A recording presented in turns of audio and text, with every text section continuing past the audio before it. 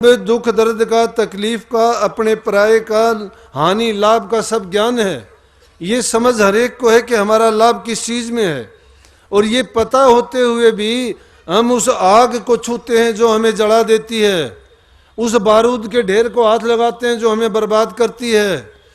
ये शराब कबाब, ये गंदी मंदी चीजें जो हमें परमात्मा से कितनी दूर ले जाती हैं। परमात्मा कभी किसी को मना नहीं करता, उसने तो कर्म करने की आज़ादी दी गई है। लेकिन संतों के पास जब जाओगे, संत उन चीज़ों के गुण और दोष आपको बता देंगे। अब परमात्मा जो सब कुछ करता है, जो हर जगह मौजूद है, उसको ये बात हो नहीं सकती। ये मूर्खों का कहना है कि परमात्मा को हमने नहीं देखा, नहीं जाना, नहीं पा सकते, किसी ने नहीं पाया। मैं कहता हूं कि जिसने खोजा उसने अवश्य पाया। ये हो नहीं सकता कि तुम किसी को पुकारो और वो बोले नहीं। दुनियादारी में अगर तुम किसी का नाम लेके पुकारोगे, वो अवश्य आपको जवाब देगा। जिस आदमी का जो नाम है, उस नाम को लेके आप बोलिए, जरूर बोलेगा आपसे।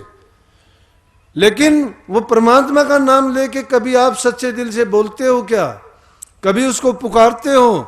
अगर पुकारोगे तो जरूर मिलेगा। और जिनने पुकारा उनको सबको मिला, किसको नहीं मिला?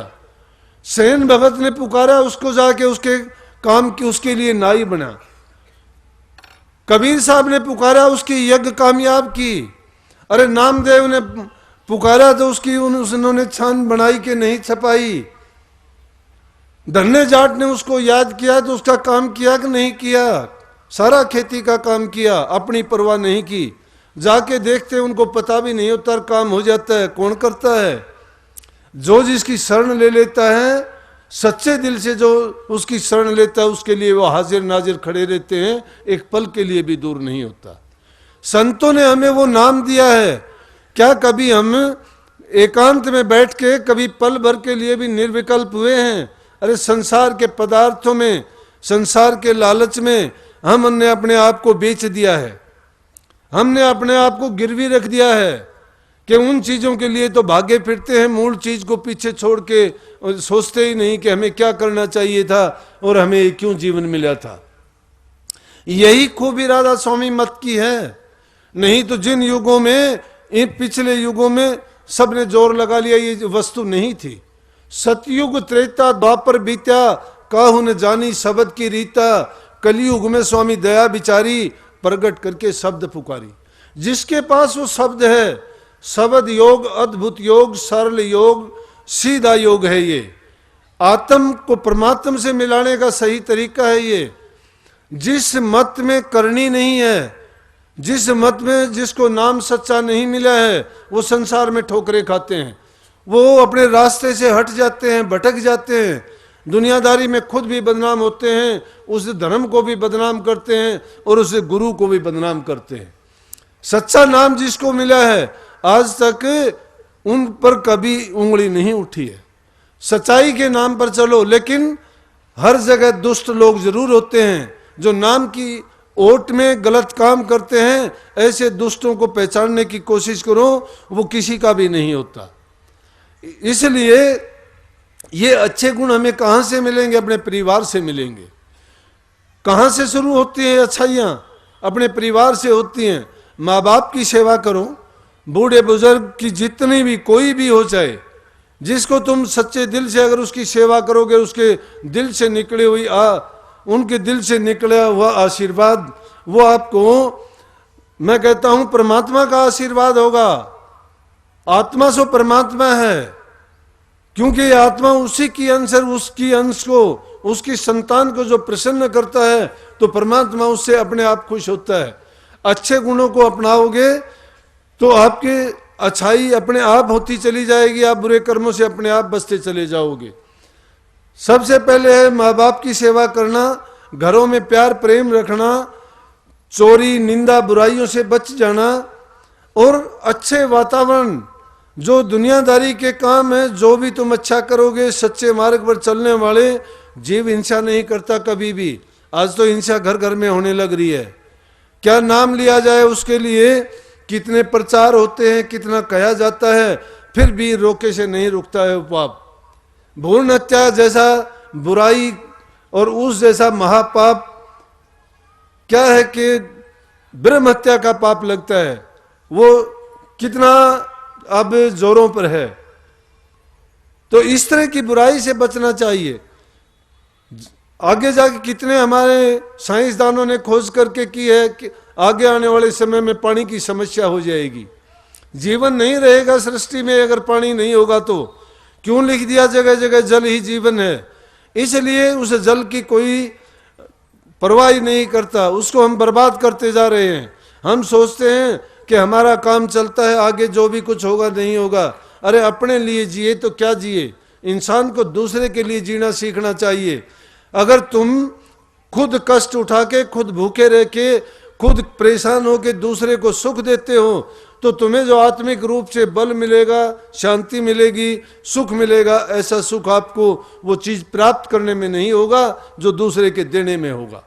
इसलिए दूसरों के लिए अपना समर्पण भाव अपनाओ। अपना दूसरे को देके जो तुम्हें प्रसन्नता मिलती है वो तुम्हें उस नेक रास्ते पर चलने के लिए भी प्रेरित करेगी। वही लोग नाम की कमाई कर सकते हैं जो तन से, मन से, धन से दूसरे की सहायता करते हैं, मन से अच्छी सोच रखते हैं, प्रभु के नाम का सिमरण करते हैं, शरीर से नेक काम करते हैं, सेवा करते हैं, दूसरे की मदद करते हैं, जरूरतमंद को हर प्रकार से सहायता करते हैं। उनका समझो कि वो भक्ति के मार्ग में जीव लगे हुए हैं और उनका काम बनने में देर नहीं लगती। इसलिए ये संदेश देता है ये त्योहार दीपावली का कि अपने सोए हुए हृदय को जगाओ। सोना सिर्फ ये नहीं है कि आंखें बंद करके सो गए, शरीर को आराम मिल गया। हम जागते हुए सो रहे हैं, हम जानते हुए अनजान बने हुए हैं, आंखें होते हुए भी हम अंधे हैं, बुद्धि होते हुए भी हम बुद्धिमान नहीं बल्कि मूर्ख बने हुए हैं। हम अपना आप का शरीर का बल मानते हैं, कोई धन का बल मानते हैं, कोई परिवार का बल मानते हैं। ये कोई बल नहीं है, ये कोई धन नहीं है, ये कोई शक्तियां नहीं है। असल शक्ति जो है वो आत्म शक्ति है, उसको जगाओ। और आत्म शक्ति कैसे जगेगी? जो गुरु ने नाम दिया है। और वो नाम कहाँ से, नाम कैसे, उस नाम भजन आप कैसे कर सकते हो? गुरु के वचन की आज्ञा का पालन करके। लेकिन गुरु होना चाहिए। गुरु पाखंडी चेला कपटी 84 में दौड़ गए। अगर गुरु और चेला पाखंडी और कपटी हैं तो नाम की कमाई नहीं कर सकते। सच्चा गुरु जब होगा, पूरा गुरु जब होगा, उसके दर्शन मात्र से आपको शांति मिल जाएगी। गुरु जो तुम्हारे लिए वचन कहता है, गुरु के वचन में ताकत क्यों होती है कि गुरु का कोई अपना स्वार्थ नहीं है।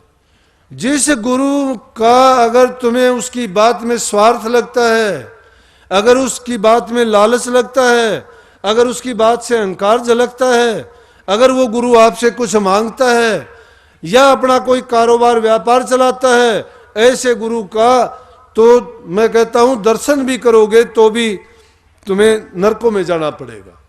लेकिन पूरा गुरु अगर मिल जाता है तो आपका मैं कहता धन्य हो जाओगे। ऐसे गुरु के दर्शन करने के लिए शास्त्रों में कहा है कि जिन आंखों ने ऐसे गुरु के दर्शन कर लिए उनकी आंखें पवित्र होगी। जिन्होंने उनका नाम ले लिया उनका जीवन पवित्र हो गया। जिन्होंने उनके बताए हुए वचन की पालना की उनकी 84 कट गई, मिनटों में कट गई, देर नहीं लगती। लेकिन गुरु होना चाहिए। और ऐसे गुरु जब मिल जाएं तो उस गुरु के वचन का गुरु क्या करता है? गुरु तुम्हारी रूह को इस काल देश से निकाल के दयाल देश की ओर लेके जाता है। लेकिन बार बार ये माया से करड़े रस्सों से बंधा हुआ है, जिसको स्वामी जी महाराज ने कहा ना, बंधे तुम गाढ़े बंधन आन, गाढ़े बंधनों में बंधे हुए हैं। प्रथम बंधन पड़ा दे का, दूसर तिरिया जान, तीसर बंधन पुत्र विचारो, चौथा नाती मान, नाती के कई नाती हुए फिर कहो रहा कौन ठिकान। चोलड़ पचलड़ सतलड़ रसरी, बांध लिया उन गए करतान, कैसे छूटन होए तुम्हारा, गाढ़े खूटे गड़े निधान, मरे बिना तुम छुटो ना ही, जीते जी तुम सुनो ने कान। जीते जी कान नहीं सुनते। अरे कब्र पैर में लटकते हैं फिर भी सोचते हो बेटों के लिए ये कर दूं। उनके लिए महल मकान बना दूं, उनके लिए कारोबार कर दूं। अरे पूत सपूत धन क्यों संची, पूत कपूत धन क्यों संची। पूत सपूत है तो धन इकट्ठा करने की जरूरत नहीं है, अपने आप कमा के खाएगा। अगर पूत कपूत है तो उसके लिए भी इकट्ठा ना करो, बर्बाद करेगा। तुम क्यों पाप के भागी बनते हो। अपने जीवन को अच्छा बनाओ, जो तुमने किया तुम्हारे काम वो आएगा। जो करनी जो करता है उसके काम आएगी। जब हमारा रोग हमारे बेटे पोते नहीं बता सकते, हमारी तकलीफ में वो कोई हिस्सा नहीं लेते, वो तो बाहर की धन दौलत होगी, मकान होगी, जायदाद होगी, उनका हिस्सा ले लेंगे, लेकिन कर्म का हिस्सा कोई नहीं लेता। तो अपना कर्म हम क्यों बिगाड़ते, अपने कर्म को बनाएं। जो अपने कर्म को नहीं बनाता अपने जीवन को बिगाड़ लेता है, जो अपने कर्म को बना लेता है वो अपने जीवन को संवार लेता है। इसीलिए संतों ने संगति की महिमा गाई कि संतों के संग में जो की भूसी खा, खीर खांड हलवा मिले तो साकेत संग न जा। अगर दुष्ट लोगों का संग में चाहे तुम्हें कितनी बढ़िया चीज मिले, उनके तो शकल भी नहीं देखनी चाहिए। दुष्ट मिल जाए रास्ता बदल लेना चाहिए। नुगरा होता है वो आदमी, न गुरु का न पीर का। ऐसे दुष्टों का बल्कि महापुरुषों ने दुष्ट संग न दिए विधाता, तांते भलकर नरक की वासा। कि दुष्टों का संग नहीं मिलना चाहिए, चाहे मुझे नरक दे देना, क्योंकि नरक की अवधि होती है, आदमी वो पूरी करके और फिर उसको अच्छा जीवन मिल जाएगा, फिर करनी कर लेगा। लेकिन दुष्ट का संग मिल गया तो ये नहीं पता उसको कितने जन्मों की सजा मिलेगी। मुश्किल से 84 घूमते घूमते इंसान का चोला मिला और फिर हमने इसको बर्बाद कर दिया। तो क्या किया हमने कि उस साहूकार की पूंजी लाया देनी ना है बिचारी, आगे की तरी पड़े तो उठ गिर कोडी नहीं उधारी।